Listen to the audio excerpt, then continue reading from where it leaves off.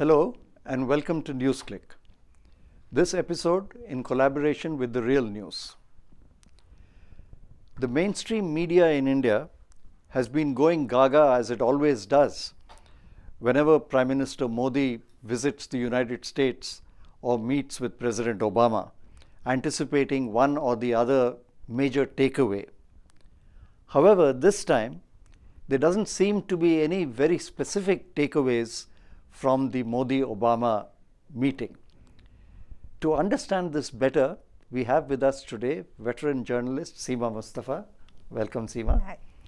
Seema, let me begin by asking you, the joint statement by the two leaders, as well as the text of Prime Minister Modi's address to Congress, is full of generalities, a lot of atmospherics, but short on specifics. Yes. Do you think that this is itself deliberate? That in a sense, the outcome of this visit is perhaps just as much in the atmospherics of this burgeoning strategic alliance as it is on any specific nitty-gritty? Yes, I think so. I think that the whole idea is of atmospherics. And from whatever we've learned, it seems that this particular visit was initiated by India. India was very keen to make this visit, even though President Obama is now the outgoing president. And we wanted a state visit, which they were not willing to give. So it became a working visit. And having said that, somehow I think for Prime Minister Modi, the atmospherics and the grand stage that he comes to occupy when he visits New York or Washington and stands next to Obama, who is of course a world leader, is becoming addictive. You know, I mean, why would you constantly make these visits until you were getting something now? Now you expect something substantive in terms of sealing some agreements that were talked about earlier, moving something forward, but neither of that seems to have happened. Right. And as you said, the President Obama is on his way out. So it is not likely that he is going to make any major commitments on behalf of the United States. Plus, I also found it noteworthy that Secretary of State Kerry was not in town. He was busy with the China summit. Defense Secretary Ashton Carter was not there. He was busy with the Shangri-La dialogue. So the substance of a summit level meeting didn't really seem to be there. It didn't really, and it was like even the photo op wasn't there, because I was checking out on the photographs. There are far fewer photographs than used to usually have when these two met in the past. And if you look at the joint statement, it almost seems as if there's a whole bunch of things that were agreed upon or written about, just added down. You know, it's like a long statement with nothing, like you said, with nothing substantive.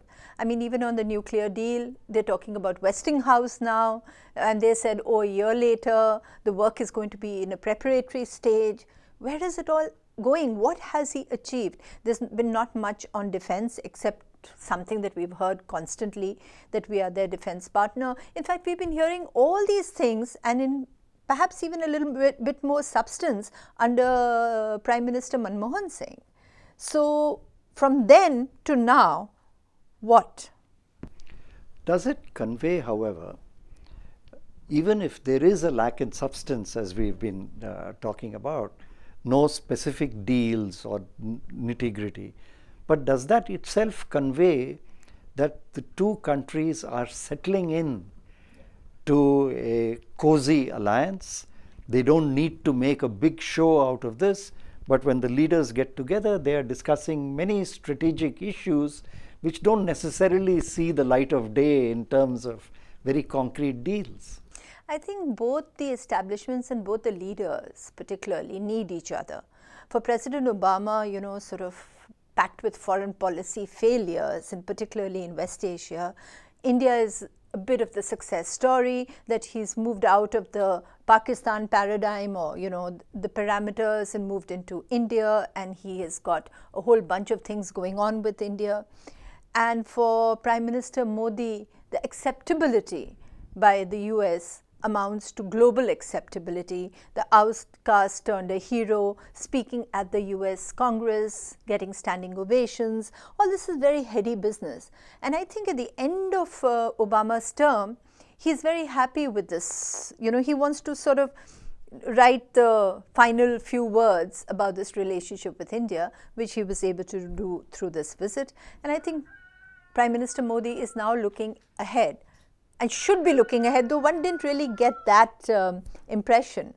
But looking ahead at Donald Trump or the next president of the US.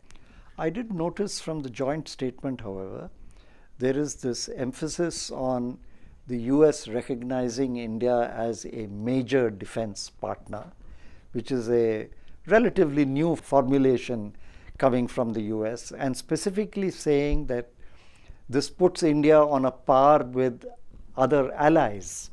So that was one formulation that struck me as being somewhat new.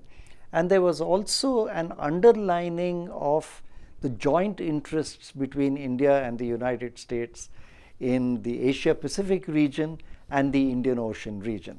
And I think the strategic significance of that cannot be overlooked. Absolutely. I think the defense framework, somehow, Raghu, I have a slightly different approach, because I remember when the defense framework agreement was signed with Manmohan Singh at that time, the similar kind of noises were made, and the rhetoric maybe nuanced a little further this time, but the rhetoric was that we have arrived, we started all those joint military exercises. I think the sticking point in this still remains, and that sticking point is boots on the ground in West Asia. That's something which I know for a fact that the US senior officials, in fact, told us in an the record briefing not so long ago, that if you want to be counted amongst the big guys, then be there where the action is, which means send your armies into the area, into the coalitions that the Americans are forging. So I don't know how far, I'm sure the Americans have been talking about that, because they're very keen to involve the Indian Army. And I don't know how far that has gone, but that would be really the crux to finalize this defense framework. The logistics agreement which the two countries were supposed to have signed seems to have made another inch of progress. We still haven't seen the document being signed.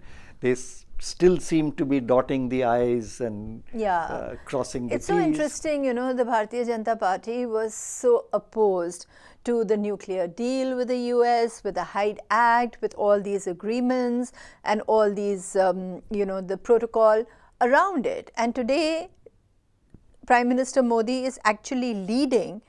I think apart from that logistics agreement, which I think in principle India has agreed to sign, just like Manmohan Singh had, and then the Congress leadership got cold feet nearer the elections and they backed off from it.